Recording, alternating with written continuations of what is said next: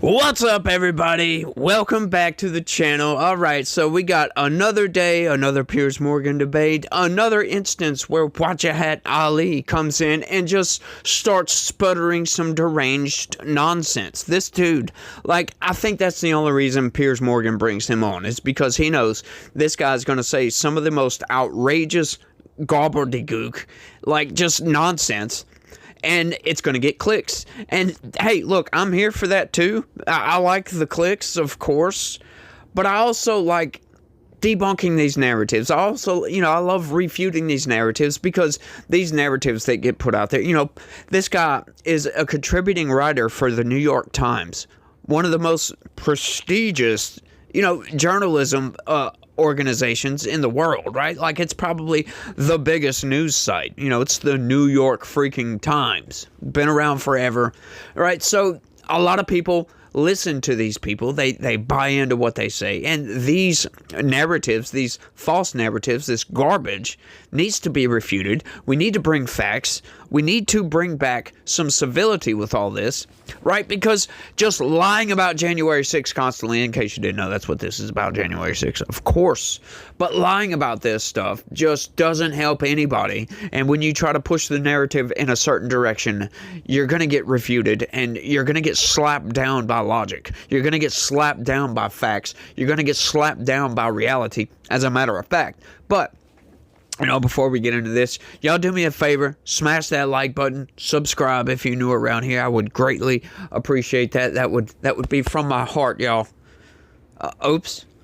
But all seriousness, y'all share this video anywhere and everywhere you can. And without any further ado, let's get into it. I just think that there are certain things where people can continue to say it was stolen and rigged and so on, but you've got to actually at some point stump up the hard evidence. And it's never happened. May I say something, Piers? Yeah. Okay, so yeah. hang on a minute. I'll come back to you. Let Jahat respond, and then I'll come back to you. Yeah, Piers, look, you and I have disagreements, but we have agreements. And I read that part of your column because I agree with it. Shame on Donald Trump for continuing, this is the key word, continuing to perpetuate a grotesque, inflammatory lie that threatens to imperil the very foundation of American democracy. What is that lie? That he won the 2020 election that he lost. And you and me, we've been on your show before, we've talked about it. It's time for him to move on. Yeah, I agree. He won 2016, he won 2024. He continues to perpetuate this lie to the point, Piers, where now 80% of Republican voters believe the lie. And some of them were incited by that lie, invited by Donald Trump. In fact, Jacob's former attorney said that Jacob was a guest of Donald Trump, that he was duped by Donald Trump, that he apologized for being there. That was Jacob's former attorney, right? These people were there. These are regular Americans. Former attorney. I said former attorney. Former attorney. Former attorney. These people were fellow Americans. These people were fellow Americans. They weren't evil. They didn't have horn on their heads. They truly thought that this election was stolen, which it wasn't. No proof has come out that it was stolen. Joe Biden won, just like Donald Trump won in 2024. But do you accept? All right, but Jahat, do you accept the argument? But they were hang on, guys. Sorry, go ahead. But Jahat, sure. Jahat, do you accept?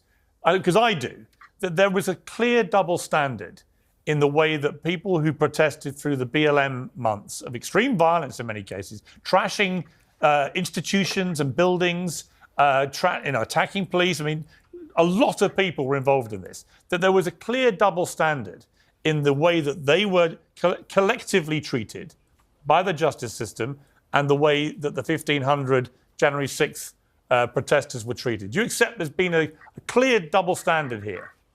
I think there's been an obscene double standard, and I'm so glad you brought it up, because if BLM members, if Black, Muslim, Indigenous Americans were to do what MAGA members did, first and foremost, we wouldn't even gotten to the Capitol because we would have been shot dead. And secondly, the fact that Donald Trump, wait for it, Donald Trump and his fans celebrate the January 6th insurrectionists, right? These are people, wait. But why aren't you answering my question? I will. I kept quiet. It's a bad answer. He doesn't want to answer it. No, I am. January 6th, violent insurrectionists, MAGA members attacked Capitol Police, number one. They invaded the Capitol. They smeared shit in the Capitol. Some of them came with weapons with the intention to assassinate Mike Pence and Nancy Pelosi and some of the violence that was done against 140. But why aren't you Capitol answering my police question? officers who were Here's, wounded. no, hold on a second. But you got to answer my question. Hold on. Yeah, Jacob, I will come to Jacob. I will come to you, Jacob. Jacob, I'll come to you. Let me answer the The question. moment he's answered my question, I'll come to you, Jacob. Yeah. So no BLM protesters or Antifa protesters participated in a violent insurrection. Number one, none of them attacked the police like January 6th insurrectionists who were praised by Donald Trump. And number three, if they did, They did attack police. They did attack the police. right wing. What do you Many mean they didn't attack BLM police? rioters Are you attacked high? police.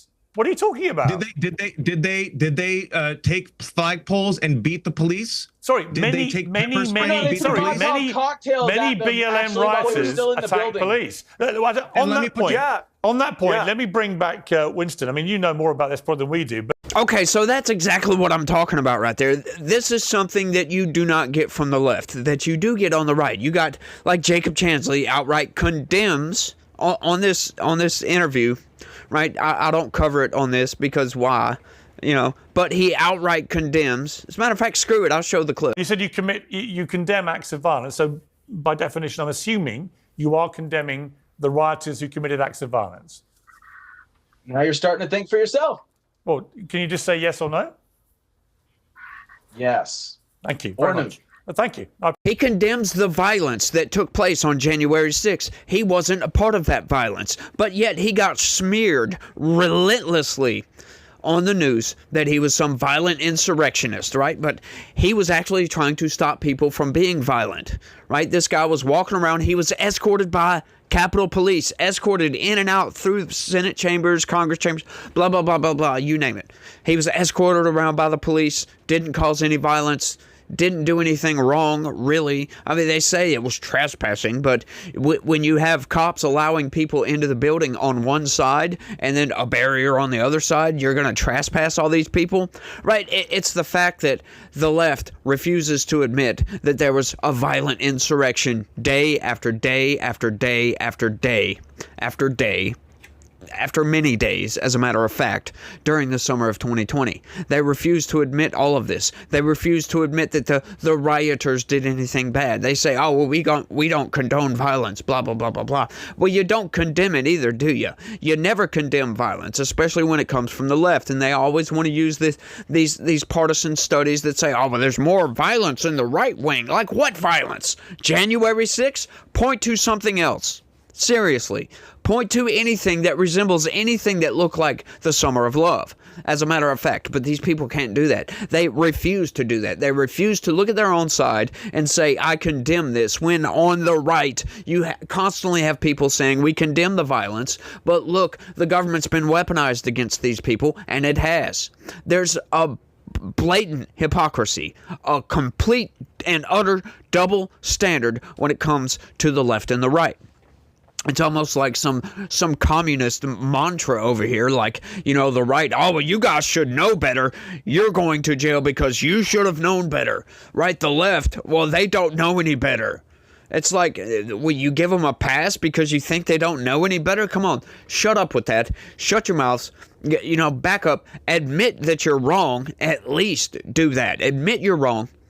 Right, and we can move forward. But until you guys stop with this BS narrative that January 6th was the worst day in American history and completely ignore the Summer of Love, we're not going to stop. I'm going to be relentless. These people were not going to stop condemning the violence that comes from the left. There's an entire terrorist group on the left that these people just refuse to admit even exists in some cases. Some of these people, they just say, oh, well, Antifa is just an idea. No, it's a violent terrorist group. It might not be highly organized, but it's still a violent terrorist group that's all they do is terrorize people. Right? They go off all over the place, protests, in some cases they're armed, and it's just they just refuse to admit it. And I'm getting sick and tired of these people just ignoring their own violence while trying to condemn and just utterly disgrace people on the right because, oh yeah, we did kind of the same thing. But, these people, once again, they buy into these narratives, and if you spit a narrative at somebody long enough, they will begin to believe it. But this next segment I've got coming up for you guys is utterly ridiculous. And the clear, blatant double standard is on display for everybody to see. Check this out, y'all. Let me bring back Winston. I mean, you know more about this probably than we do, but this idea, I certainly think there's merit to it. But this idea that there was a double standard in the collective way that the BLM protesters were treated compared to the collective way January 6th protesters were treated. What do you feel about that?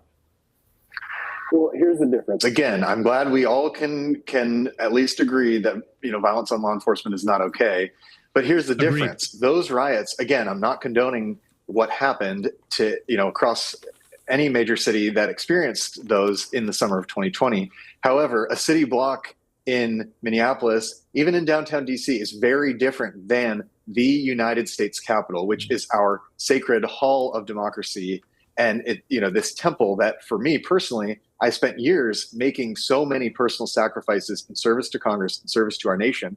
And so the difference there is, what happens rioting on the street, of course, that's not okay. But that is very different than attacking on a specific day when a presidential election is being certified, the actual results. Again, we have not seen any credible evidence that the election was stolen besides the president's claims that it was in 2020. I mean, I would say to that, I would say, Winston, before I go to Jacob to respond, he wants to respond, all I would say to that is, I get your point that it happened at the Capitol, and therefore to the world watching, it was worse in a way. But in the end, violence is violence is violence. And statistically, there was a lot more violence collectively over the period of these BLM riots through that long, hot, very difficult summer than there was on January the 6th. And there wasn't, Piers. Well, there was. No. There was. A lot more people. A lot more people. Yes, it was. Well, a lot more people died. Yes, for one. it was. It went on for months. A lot more people died. A lot more police officers were attacked. Right? I mean, every statistic would suggest that there was a lot more violence over a longer, sustained period of time. And all I would say, Winston, is in the end, violence is violence is violence, particularly against police officers. More police were attacked over that summer. When you have violence with a political goal, that's the definition of terrorism. So that's what was happening in 2020, dude. So Winston, are you saying that? But again, so Winston, would you categorize? Hang on, Jacob, I will come to you. So Winston, would you categorize what happened on January 6th as an act of terrorism? Well, I mean, certainly by some, yes. And I think, what the challenge here is in this conversation, the summer of 2020 has been so lumped in with this general thing. We can't talk about what happened that summer because each city was different. Each experience of each officer was different. And so to sort of lump it all in together isn't really factual. It's not fair to actually the facts. And again, I respect all those law enforcement officers who were injured that summer and who continue to serve. Same with Capitol Police too. But we cannot lump in riots that happened in Minneapolis versus other cities and then sort of compare, and then use that to justify what happened on January 6th. That's absolutely false. Jacob, your response to that? I totally agree with that. I completely and wholeheartedly agree. You cannot compare what happened on January 6th to what happened the entire summer of 2020. What happened the entire summer of 2020 was far worse than anything that took place on January 6th. It was far worse. We didn't burn down the Capitol. We didn't start no fires. As a matter of fact, the only protesters that died were Trump supporters. Right? Or Stop the Steal rally protesters, for crying out loud. Right? Well, some cops may have been injured, but there weren't any cops killed, were there? Not by protesters and not on January 6th. These people are insanely deranged to think that there's a difference, and January 6th is worse. To think that. Like, there were no federal courthouses burned down on January 6th. There were no guard stations at the White House burned down on January 6th. None of that. There were no people killed outside of Trump supporters, right? Just innocent civilians killed. There were no businesses, no locally owned businesses burned down on January 6th. And this double standard, like they're trying to say that because it's the Capitol, oh, it's far worse. Oh, protect us more than you protect the mom and pop shops over here that are getting burned down for absolutely no freaking reason. It's ridiculous on its face. And I can't stand these people. This irks me till no freaking end. These people that are like, oh, January 6th, so bad, so bad, so bad, and then completely ignore what happened on the Summer of Love. It's insane. It's nuts. There was far more violence. There was far more people involved. There were far more people injured. Innocent civilians getting killed, for crying out loud, getting caught up in these riots. Right? None of that happened on January 6th. What happened if January 6th what happened on January 6th would have taken place at somewhere else aside from the Capitol or the White House? It would have been a mild day during the Summer of Love. I'll put it that way. A very mild day.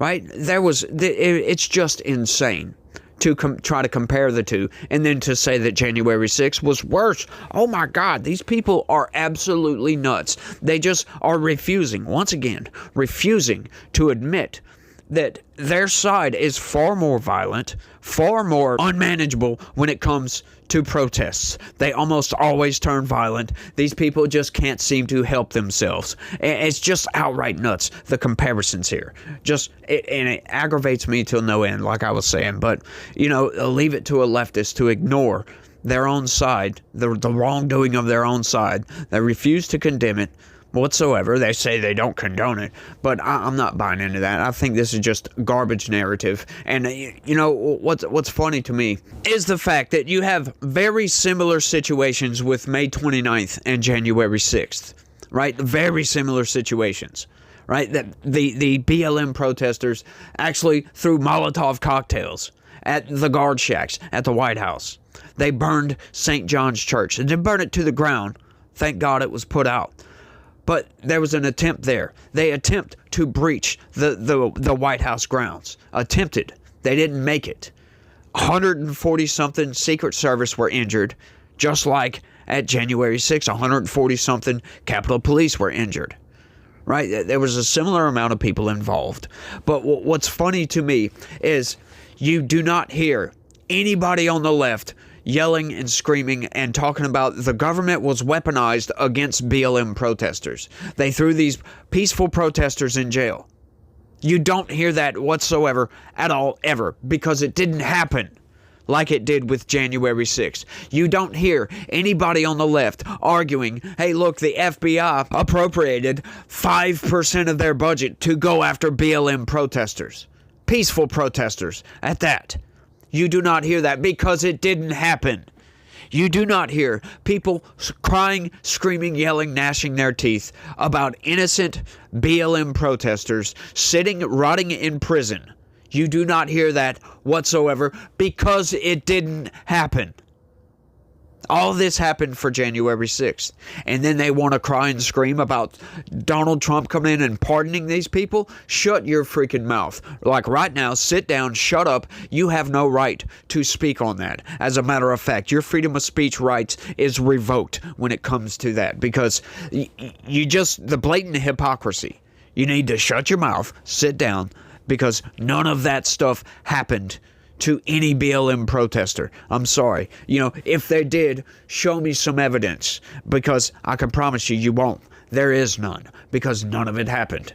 These people are outright insane, right? And they're saying, oh, it's disgraceful that Trump pardoned all these people, right? Some of the people, maybe they shouldn't have got pardoned. Maybe they should have just got their sentences commuted, because they're still sitting in prison. That's right. Some of them were. I apologize. They were still sitting in prison. 4 years. And for what? Because it was the Capitol. Because these people hold the Capitol as if it's different than a federal courthouse or a police station. It's not when it comes to somebody committing an insurrection against the government. These people, you never hear them say, oh, well, it was an insurrection against the government in the summer of 2020. You never hear that. You never hear that coming for May 29th or May 30th or June 1st or June 5th or June 15th or none of those days where they were burning federal courthouses to the freaking ground. I'm sick and tired of this double standard when it comes to January 6th and the Summer of Love. It was BLM and Antifa terrorized city after city after city all across America, but you do not hear the corporate press going after any of this. You do not hear them talking about insurrectionists and all this other garbage, right? Because definitionally, the entire Summer of Love was an insurrection. The Chaz and the CHOP and all that, those autonomous zones they created, that's an insurrection against the government as a matter of fact. But you don't hear these people condemning any of it ever at all. And that really, once again, it's getting really, really old to hear these people just going on and on and on and on about January 6th. It's starting to piss me off.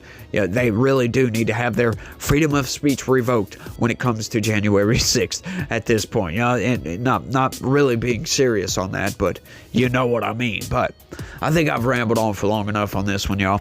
I want y'all to let me know what y'all think about all this down in the comments section, because this blows my mind. Like I said, I'm just starting to get irked at this point. We've got all the evidence. We know January 6th was a mild day compared to what happened in the summer of 2020. So, yeah, but you don't ever hear them. They will never admit that they were wrong on that issue. And to say it wasn't political, like, what? Like, just the brainwashing that has gone on with this is on another level. But like I said, y'all let me know what y'all think. That's all I got on this one. I want to thank everybody for watching, and y'all try to have a good day. Stay legitical. I screwed it up.